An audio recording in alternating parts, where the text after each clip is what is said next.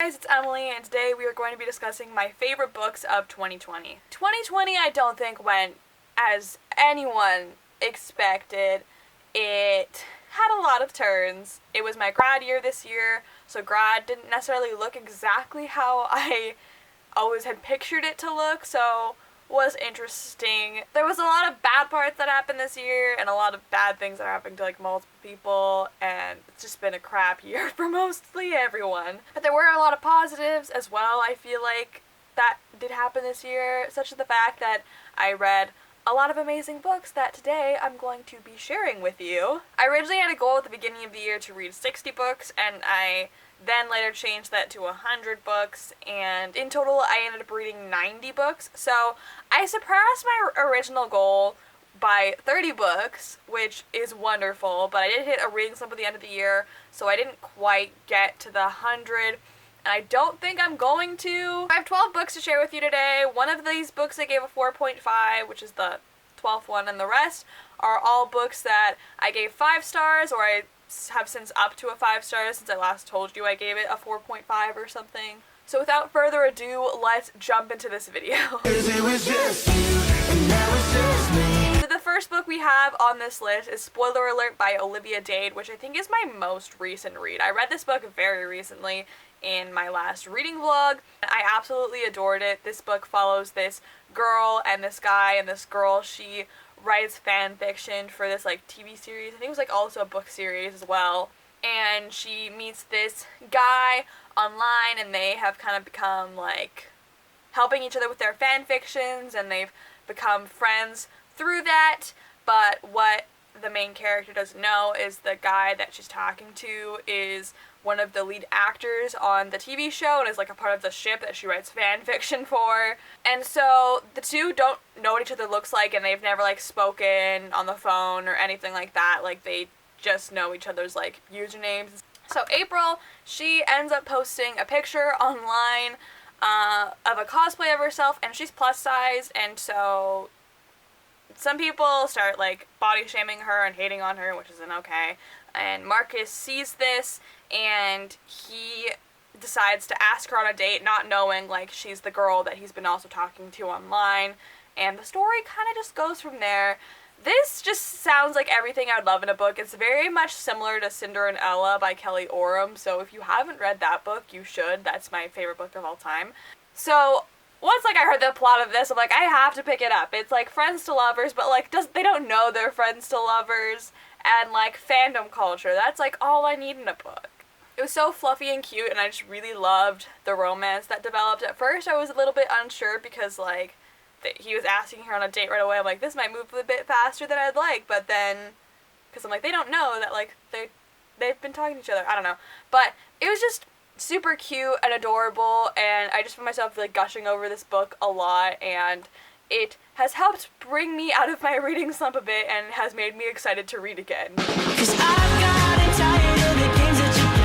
At number 11, we have Lucky in Love by Casey West. This book follows a girl named Maddie who is turning 18, and she decides to buy a lottery ticket, and she ends up winning the lottery. She has to, deal with the repercussions of that, and it kind of changes how people view her as a person now that she has all this money, and she's kind of starting to learn that money's not gonna fix all of her problems, because her parents are kind of fighting a lot, and about money stuff, so she's oh, if I get them the money, maybe this will solve them fighting. And there's also this cute boy who works with her, who doesn't know that she has won the lottery, and she kind of likes him, and he's wonderful. Seth has to be my favorite Casey West love interest of all time. This is my second favorite Casey West book of all time. By Your Side is my favorite, but this one comes very, very close. I gave it a 4.5 originally, but then upped it to 5 stars because I haven't stopped thinking about this book, especially recently. My mom's read this book, my Oma's read this book now. I recommended it to a lot of people, and Casey West is my favorite author, so this list wouldn't be complete without one of her books on this list because she's wonderful. I love her books so much. This was so cute and fluffy and a fun time. It's not as romance heavy as like her other books, despite like the cover. Like there is like a romance that is like definitely a main part of the book, but it's definitely more about her winning the lottery more so. And I was so interested in that plot line, but I was like also really interested in the romance aspect too. It was just like a great mix of both. It was just interesting seeing how like her friends treated her, like especially like when she got the money and how people like changed treating her. It's been a little bit since I read this book. It was back in January. I did like a whole 24-hour reading vlog where I read this book, and I loved it so much. And yeah, I feel like I think about this book probably, especially lately, I've been thinking about this book just like so much. It just has such a special place in my heart, and I adore it. Also, Seth, he is a film geek, and I think he wants to be like a director or something, and he also works at a zoo with Maddie, and they're just like so sweet together, and I just really loved their relationship, and they're so cute, and Seth's adorable. I love him so much. He's such a sweetheart, and like I said, my favorite Casey West love interest of all time. Yes, I adored this book. I would recommend it to like everybody because it just put a smile on my face, and that's what I love in a book. A book that puts a smile on my face is a win for me. I want you more. At number 10, we have Emergency Contact by Mary H.K. Choi. This book follows these two people. We have Penny and we have Sam. Penny is going to film school. I think she wants to become a screenwriter, if I'm correct. And then we have Sam, who wants to be a director, but he just doesn't really have like the money to go to film school. He lives in above like the coffee shop that he works at, and the two end up meeting because her roommate knows him. I think that's her uncle. There's like a slight age difference, like he's 25 and she's 19, but like not like a huge thing. And they end up meeting up again when Penny sees Sam having a panic attack, and they end up exchanging numbers kind of just to check on him, but then this kind of leads to them growing a relationship over online. They don't really see each other a lot in this book, but like they have a lot of online communication, which makes them grow closer, and then it's also like seeing if this can develop into something more. We really get to follow the lives of these two characters as dual perspective, which I love, and I'm so glad I love this book. I just had such a feeling I would love this book, and I did. I just love books that like have like that online element, like where you're talking online, which you'll see as a theme with a lot of other books on this list. I really enjoyed the relationship that developed between the two of them, like over online and then like becoming like a real thing. They were just really cute together. I also really enjoyed following both of their lives, like seeing how different they were, I guess, like, and learning more about the characters rather than it just being solely focused on the romance. It was just a wonderful time. It made me happy, and I love this book so much. In a stranger's eyes. Coming in at number 9, we have Tweet Cute by Emma Lord. This book has been getting a lot of hype on BookTube, which makes me happy because I feel like it's so well deserved. This book follows these two characters, Pepper and Jack, and they have these rival restaurant businesses, and there was like this whole stolen grilled cheese recipe, so it's kind of started a feud between their families for years, and so the two teenagers are running the Twitter accounts that are having this feud, but like they also know each other in real life, but then like they also are secretly talking to each other online and they don't know they're talking to each other. This book was so adorable and I freaking loved it so much. It was so fun to read and it put a smile on my face. I think I was like baking while reading this book, which, you know, perfect thing to do while reading this book. It's just so light and fluffy that it just puts a smile on your face and makes you want some grilled cheese. I read this book in like a day. I just couldn't put it down because it was just that good and so cute, and I really liked the relationship between Pepper and Jack. They were just so sweet together. I'm a sucker for their romance. They're just wonderful together. The Twitter feud was so fun to read about, and just seeing like it kind of blow up, it was just really entertaining, and I just love the characters so much, and I just love this light fluffy book and puts a smile on my face. So it has gotten a lot of hype, but I think it's very well deserved. I'm hyping it up a lot because it's wonderful, and I would recommend this book a lot. We used to be close, but people can go from people you know to people you don't. The next book we we have is The Red String of Fate by Akira Yoshio, if I'm pronouncing that right. This is a standalone manga, and it follows this guy, and he's able to, like, see these, like, red strings that, like, attach people to their soulmate, and so he's the only one that can see this, and so he's kind of been waiting for, like, his, like, string to appear that, like, will attach him to his soulmate, but when he finally gets, like, a string to appear on his finger, it's not who he expected it to be. This was so fluffy and cute. I loved this. I need to reread this soon. It's, like, standalone, so it's, like, really quick to get through, and it's, like, manga. I got through it in, like, an hour, and I just adored these characters. The love interest, he was so sweet. I loved him so freaking much. It also just, like, the story kind of broke my heart, too, just because, like, I feel like for a lot of the story, our main character is kind of, like, against this whole thing, and, like, knowing who his soulmate is, he didn't really like it at first, but then, like, you see him, like, regret his choices, and realize, like, he's in love, and it's just, I don't know, I definitely want to read more, like, Red String sort of things, because I think it's, like, a legend or something, like, based on, like, some sort of legend, so, and Invisible String by Taylor Swift. When this song came out, like, this is the reason this is, like, one of my favorite songs off of Folklore, was because of this manga. Like, it perfectly describes it, because there was an invisible string tying you to me. Like, that's, like, literally the book. It's such a fluffy, cute, fun time, and I would recommend it. Just put a smile on my face. I just, so cute. So cute. Maybe someday.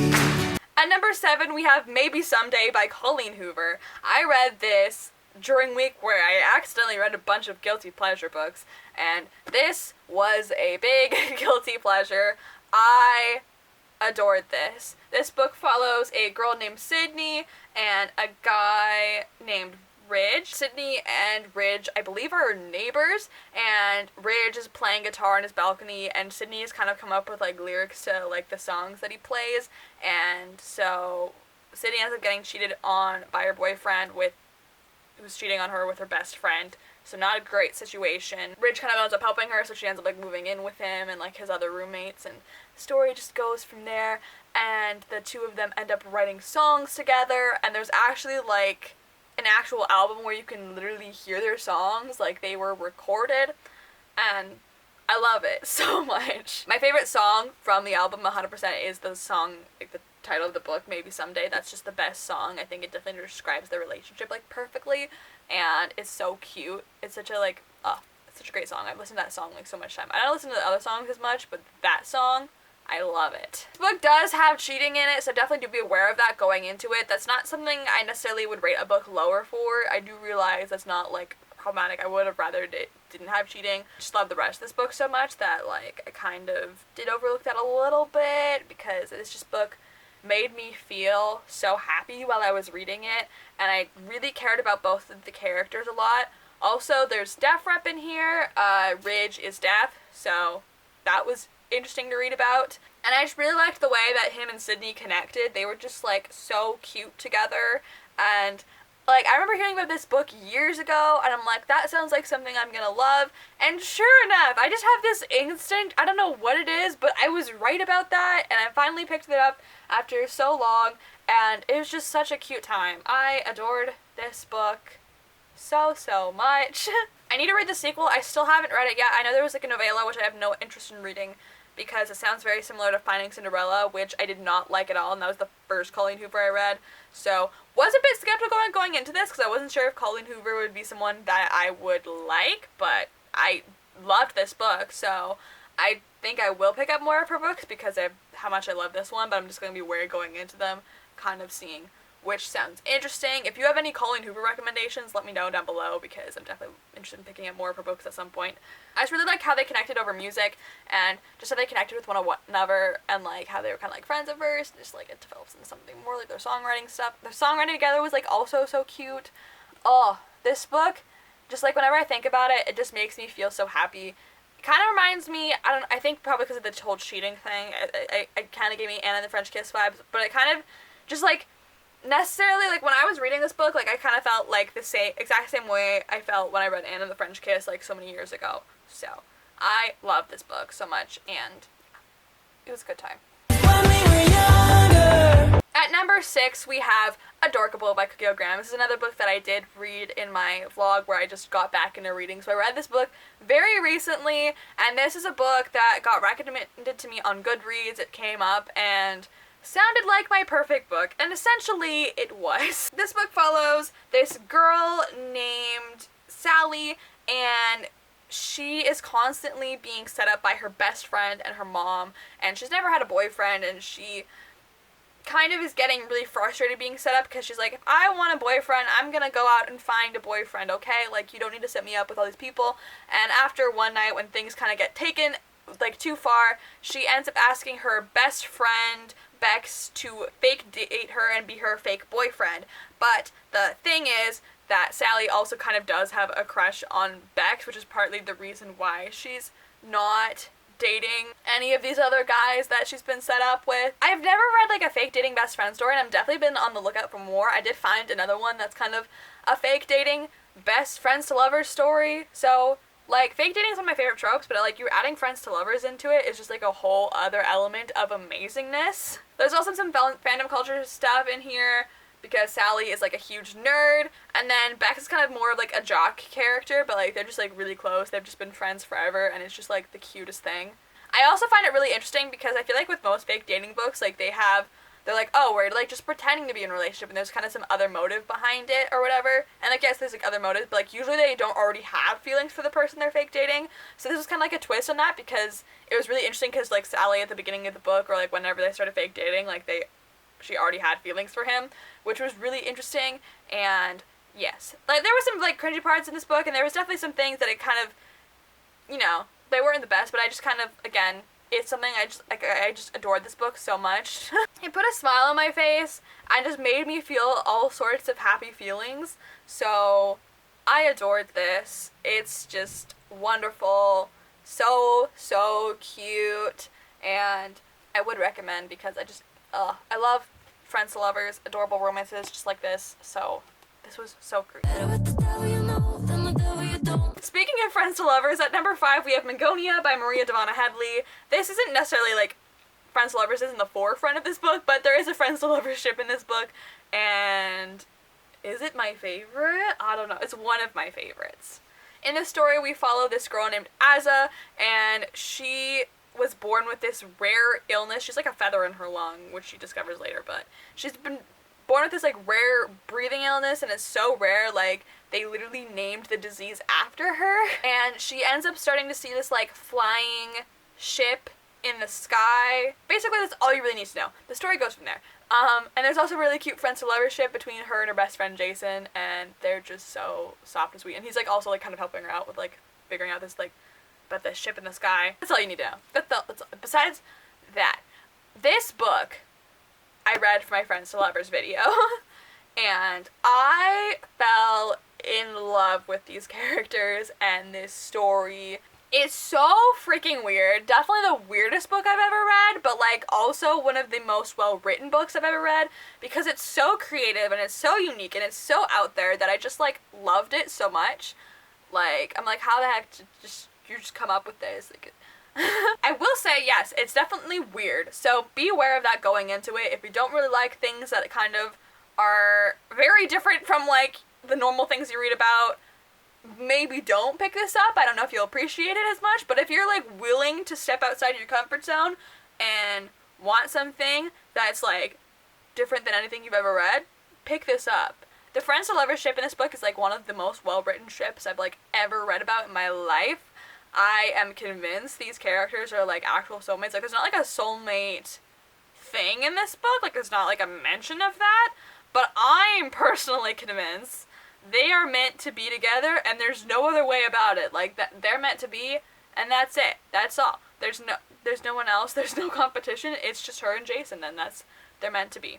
I still haven't read the second book again, kind of similar with Maybe Someday. I still haven't read the second book in this series, so I definitely need to do that because I loved this book so much. I'm just worried I'm going to be disappointed because of, like, the amount of love I have for this book. And this is another book that, like, I thought about years ago, and I'm like, I'm going to give this 5 stars. I'm going to love this book, and sure enough, I did. I'm glad I definitely read it now, though, because I don't think younger me would have appreciated this as much as I do now. So, definitely came into my life at the right time and was just a fun story, and I adored it, and it's so cute, so weird, so entertaining.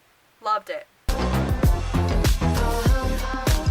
At number 4, we have The Bride Test by Helen Huang. This book follows the story of this girl named Esme, and she lives in Vietnam, and she has a kid, and she's not necessarily living, like, the best life. It's just kind of in a part of a poorer family, and she ends up meeting this woman, and she wants to set Esme up with her son Kai, and Kai is on the autism spectrum. He's believed that he is incapable of love, and so he hasn't really been, like, looking for love or anything like that, and so he decides that, or his mom decides that, like, if she gets Esme to move in with him, then maybe they can, like, get married and be together and all those sorts of things. I love this book. This book, like, I started it and I was just, like, adoring it, and I felt like I was, like, on happiness pills, like, the whole time, and I just, like, couldn't stop reading this book. This was a book that, like, kept me up into the night because I was just, like, so addicted to the story. I was so addicted to the storyline, and I, like, loved the ship, and the romance in this book was so freaking cute. I'm definitely picking up more of Helen Huang's books. I've read her other book, The Kiss Quotient, and I picked this one up first just because this sounded something I would like, and The Kiss Quotient did definitely surprise me, but it wasn't something, like, I knew I was gonna love. But I'm very excited to read the third book following Kai's brother. I'm so freaking excited for that. I really loved Esme's character. She was just wonderful. I adored this book with everything in me. It was so freaking cute. I loved these two together, and I thought the relationship was so adorable and so beautiful and so well written, and I definitely need to read more by Helen Huang because I've pronounced her name probably wrong multiple times. I'm really trying. I'm gonna read more books by her because, like, whenever she releases more, I read The Kiss Quotient and was definitely thoroughly surprised by it because it wasn't a book I was expecting to like at all, and I actually did quite enjoy it for the most part. Not like a 5-star, but, like, I enjoyed it way more than I expected to, so that's a win for me. I just adored these characters, and their romance and their love story together was so, so cute. It made me smile. It was just everything I could ever want. It's definitely, like, you noticing, and, like, the little things that, like, Kai does is just, like, so interesting, like, just kind of, like, show, like, he does actually love Esme, even if he doesn't, like, think he does, and it takes him a little while longer for him to come to that realization, because he's believed that he can't love for, like, so long. So they're just really sweet together, and I just really adored their relationship, and how sweet they were on one another, and they just, I need to reread this book, honestly. The more that I talk about it, I just love this book. It kept me up until, like, 2, 3 in the morning. Like, I started it and I'm like, I can't stop, I can't put this down. It's just so good, so cute. Oh my goodness, I'm in love. At number 3 on my list, we have a book that I actually did read in 2019, but it was, like, literally, I finished it on the very last day of 2019.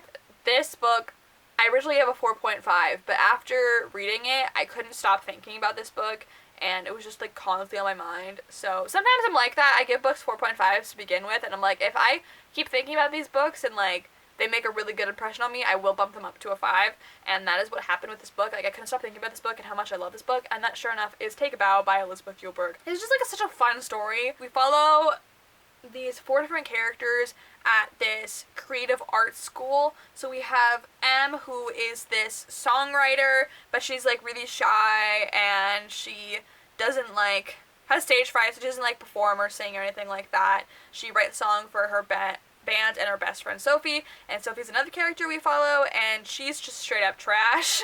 I hate her. I don't know what the point of view of her perspective, what the point of her perspective was, but oh well. I still love this book otherwise. She is basically using M to get famous and she doesn't really care about Em at all and her feelings because she's just using her.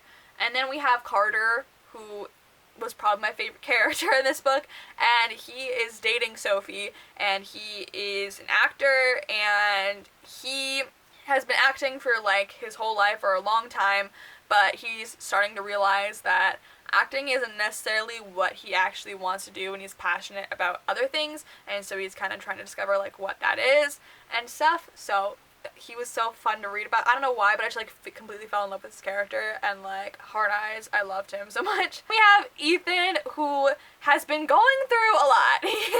He has made a lot of mistakes and has caused a lot of bad things to happen, and it's kind of, part of it has like ruined his relationship with Em in a sense, but they are working things out. He also like is in love with Em. He has a crush on her, and he really just like likes her and wants to be with her, but like he's also really messed up stuff with her, so he doesn't know if that's ever gonna happen. So there's a friends to lovers ship in here, and Carter is just amazing. I did kind of ship Carter and Em together as well, but like also Ethan and Endgame, so like I was happy with that. This book I just loved. It was such a fun story. I really enjoyed following these characters at this like creative arts school, and like I said, I feel like this makes such a great TV show. I just love following all these characters and like watching them like try to succeed and have their dreams come true. It was just really entertaining, and I just like I loved them. I loved them so much. They all hold such like a special place in my heart, and I loved this story. I need to reread it because I just like adored this so much, and I couldn't stop thinking about it, and it's so wonderful. It's such a fun time. I love books like that are just like such a, like I say a lot, I'm definitely like a more like light and fluffy kind of person. That's what I like to read. I love it so much. This was everything. At number 2 on my list, we have the book that was like the closest to beating my number 1 as possible. Like this book was super close, like almost beat my number 1. Almost did, but didn't quite. I mean, like, honestly, my top 3 are pretty equal in my mind. Like, those are the book, like, I mean, I think about, like, all of these books, like, all of the time. Like, all of these books I consider some of my favorite books ever. But this book got real close. I've definitely been thinking about it lately. So, at number 2 on my list, we have The Infinite Noise by Lauren Shippen. I made a reading vlog on this, but I never actually ended up getting to upload it. So, if you are interested in still seeing it, let me know, because it was from, like, July. But this book I loved so freaking much. It follows this boy named Caleb, and he has recently discovered that he has this empathy ability where like he experiences like extreme empathy to the point like he physically feels other people's emotions, and those emotions have definitely been like a lot stronger around this boy named Adam too. And he is going to a therapist who we, I think, follow in, like, the rest of the books as well. And his therapist is kind of encouraging him to get to know Adam a lot more and, like, see what this is about. And just, this book was so cute. It was everything. Another book that kept me up into the night because I was just, like, so freaking addicted to this book. I loved it so much. It made me so happy reading this book. I loved the characters. Warmed away my hearts, and I definitely, like, I'm someone that, like, really feels, like, empathetic towards people. I feel like definitely not to the same extent as Caleb, like, he's very, very empathetic, but I definitely, like, feel, like, those emotions a lot towards other people. I'm a really empathetic person, and, like, I feel, like, what they're feeling into some capacity, and I just really loved the romance in this book. Was so freaking cute, and I just adored these characters together. They were just so cute together. There's also like positive therapy rep. There's also, this is based on a podcast. Lauren Shippen, I believe, made a podcast for this called the Bright Sessions. So I need to go definitely listen to it. I'm not really a big podcast person, but like this has definitely made me want to listen to the podcast because this book was just like everything to me. I adored it so freaking much.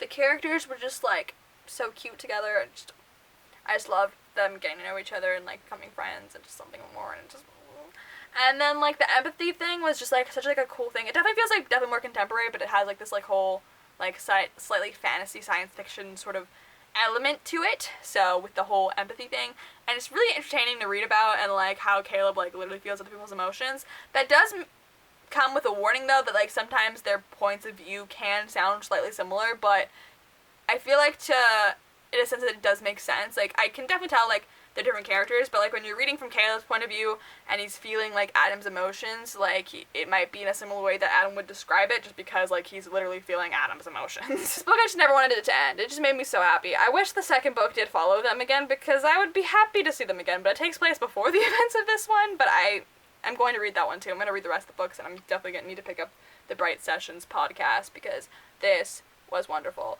and I love these characters so freaking much, and I could just read about them forever. Like, if you just decided to write another book about them, I'd be happy.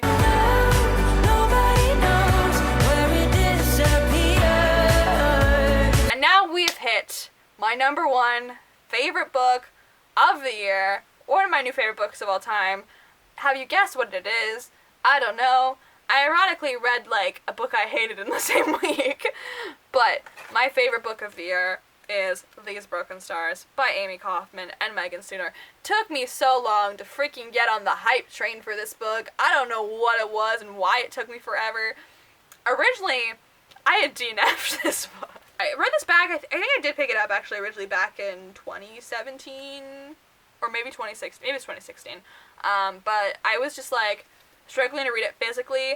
I picked up the audiobook for this, and I would highly recommend the audiobook. It's very, like, there's, like, these interview parts with, Tarver's character, and it's really cool, like, hearing that narrated. I love that part. Yes, if you are living under a rock like me, you may not know what this book's about. This book was, like, very popular, like, back in my early booktube days. It came out in 2013. It's taken me a hot minute to finally get to this book, but I finally did, and I love space. This book follows a guy named Tarver and a girl named Lilac, and Lilac is a part of, like, this LaRue Industries. Her dad is, like, the owner of, like, this big company, and so she's really rich, and Tarver, I believe, is, like, part of the army, if I remember correctly. He and Lilac kind of don't get along very well at first on the ship, and then they have to learn how to get along, because it's basically like Space Titanic. The ship crashes,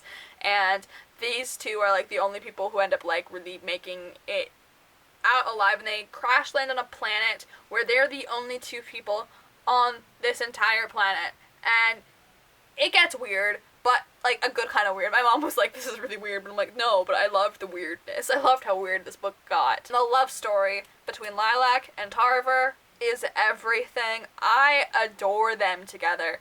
And I'm not someone that really, like, loves the hate to love trope. I just, like, I've recommended this to, like, everyone I know, and I'm like, you should read this, because, like, it's so freaking good. It's angsty, it's wonderful. Loved their chemistry, their dynamic. Like, at the beginning of this book, I was like, okay, but then, like, I just, like, fell in love with their characters and, like, really wanted them together, and, like, I love survival stories, I've learned from this book. Like, I love books, I guess, where they have to, like, survive in, like, a weird circumstance. It's definitely a weird circumstance. Because, like, they're trying to figure out, like, survive on this planet that, like, no one else is on this planet, and they're, like, learning about, like, all these mysteries and stuff that they didn't know before.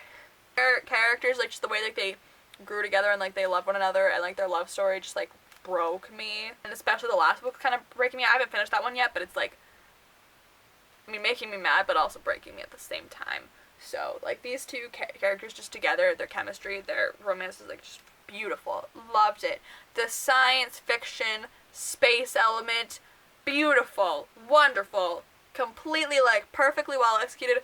I love, like I said before, I love, like, the little interviews, the beginning of the chapters were so entertaining to read about, and I was so, like, entertained by them. And just, like, yeah, like I said, like, the planet they were on was, like, so interesting to just kind of, like, learn about, and, like, all the stuff, and just, like, also, like, watching them try to, like, survive on this planet together, and I was just, like, so invested in them, and these characters, and the story, and, like, makes me want to cry, because I just, like, I love them so much, and I just, like, want them to be happy together, and they're just, like, perfect and wonderful, and I could just, like, talk about these characters, and go on and on and on.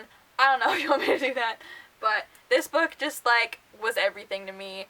I loved it so much, like, would recommend to, like, anybody. I do recommend this to anybody, like, everyone I know, like, they're like, oh, I'm looking for a book to read. I'm like, These Broken Stars, have you read These Broken Stars? How about These Broken Stars? These Broken Stars, what do you think? These Broken Stars, These Broken Stars. Because I feel like most people have read the Selection series, and I'm like, I don't know how people feel with the Raven Cycle, but, like, These Broken Stars is, like, solid recommendation. I recommend to everybody. I'm like, you would love this.